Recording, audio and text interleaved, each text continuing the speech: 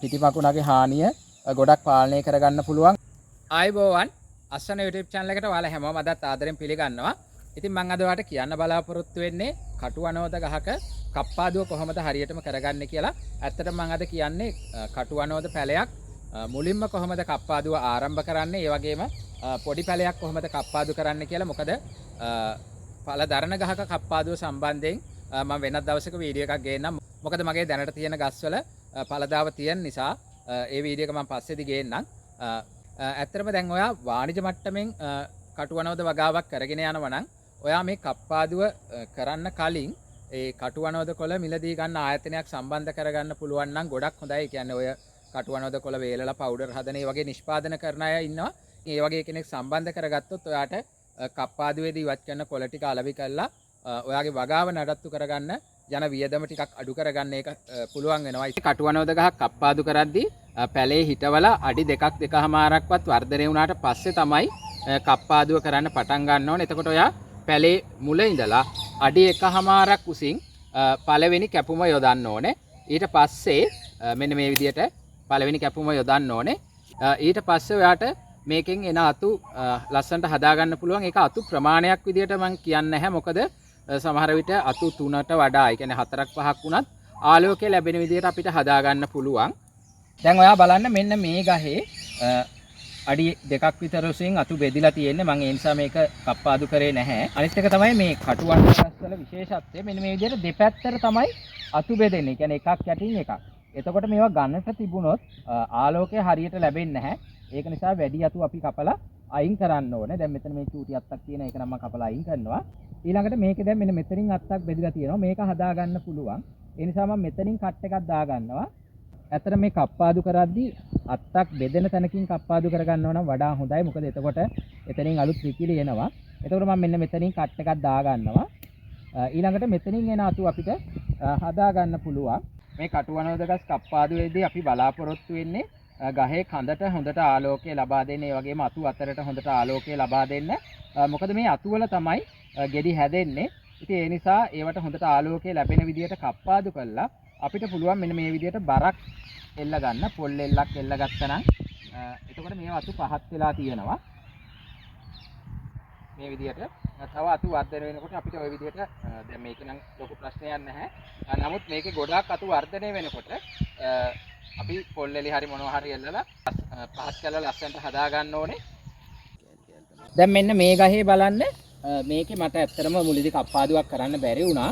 ඉතින් එතකොට දැන් මෙතන මම අර කලින් කිව්වා වගේ මේ අතු දෙපැත්තට තමයි යන්නේ. එතකොට මේවා තියාගන්න ඕනේ. දැන් මෙතන මෙන්න මේ බලන්න මේ තනි කඳක් උඩට වර්ධනය වෙලා තියෙනවා. ඉතින් එතකොට මම මේක කපල ඉවත් කරනවා. මේ ටික හදා ගන්න පුළුවන්. අනිත් එක තමයි දැන් මේ අත්ත අපිට තව ටිකක් උඩින් කපලා මේකෙන් වෙන මතු ටිකක් ගන්න පුළුවන්. මේක සෙකටරකින් කපන්න බැරි නිසා මම මෙන්න මේ විදිහට කපා ගන්නවා.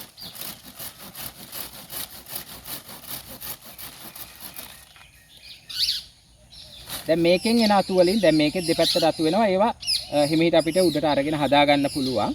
මෙන්න මේ ගහත් ඇත්තටම මේ ගහ ටිකක් පෙරලිලා තිබුණා. මෙතන කැලෙන් යට වෙලා තිබිලා. ඊට පස්සේ මට කප්පාදු කරන්න බැරි වුණා. දැන් මම මේක නැකිටවල හදාගත්තා.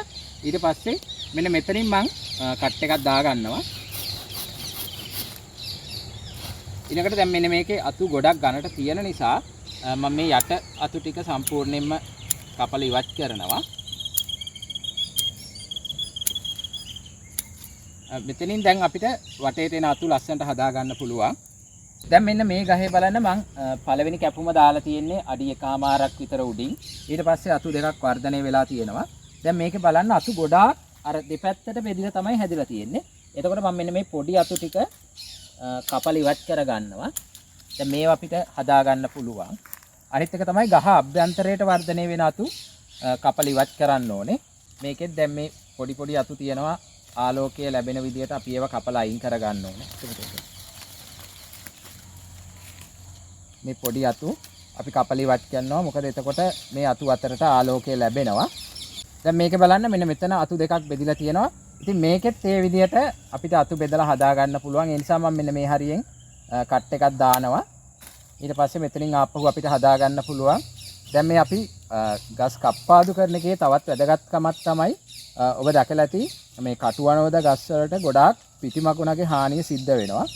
නමුත් මෙන්න මේ විදිහට හොඳට ආලෝකය ලැබෙනවා නම් පිටිමකුණගේ හානිය ගොඩක් පාලනය කරගන්න පුළුවන්. ඒ ඔයා දැකලා ඇති කටු අනෝද ගෙඩි කළු පාට වෙලා විකෘති වෙලා තියෙනවා. එතකොට අපිට ඇත්තට මේවා වෙළඳපොළට ඉදිරිපත් කරන්න අමාරුයි. ඉතින් ඒ තත්ත්වයන් පාලනය කරලා හොඳට ලස්සන පෘෂ්ටිමත් ඵලදාවක් ලබා ගන්න පුළුවන්. දැන් මෙන්න මේ ගහේ බලන්න ගහ අභ්‍යන්තරයට වර්ධනය වෙච්ච අතු තියෙනවා. ඒවා අපි කපල ඉවත් කරන්න ඕනේ. අනිත් එක තමයි දැන් මෙන්න මේ ළඟින් තියෙන වතු ඒවා අපි කපල ඉවත් කරන්න ඕනේ. මොකද එතකොට තමයි හොඳට ආලෝකය ලැබෙන්නේ. අපි දැන් මේ ගහ කප්පාදු කරද්දී ගහේ දෙපැත්තට අතු විහිදෙන විදිහට තමයි හදා ගන්න ඕනේ. මොකද මේ කප්පාදුවෙන් පස්සේ විශේෂයෙන්ම ඍජුව වර්ධනය වෙන පාර්ශ්වික අතු වෙන්න පුළුවන්.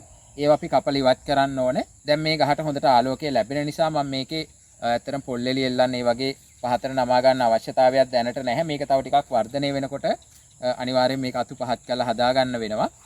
ඉතින් ඔයාට අවශ්‍ය නම් මේ කටුවනෝද ගස් ලොකුවට වර්ධනය වෙන්න දීලා අතරින් පතර අතු ඉවත් කරගෙන කප්පාදුව සිද්ධ කරගන්නත් පුළුවන්. මම නම් ඇත්තටම බලාපොරොත්තු වෙන්නේ මේ කටුවනෝද ගස් මගේ උසට හරියන විදියට හදාගන්න. මොකද එතකොට නඩත්තු කරන්න පළදාව නෙලා ගන්න හැම දෙයකම පහසු නිසා. මොකද මම මේ කටුවනෝද ගස් හිටවල තියෙන්නේ අඩි 10 පරතරයට සික්සැක් ක්‍රමයට තමයි පේලි දාගෙන තියෙන්නේ. දැන් මෙන්න මේ ගහ බලන්න යට ඉඳලා මං කප්පාදු කරලා තියෙනවා.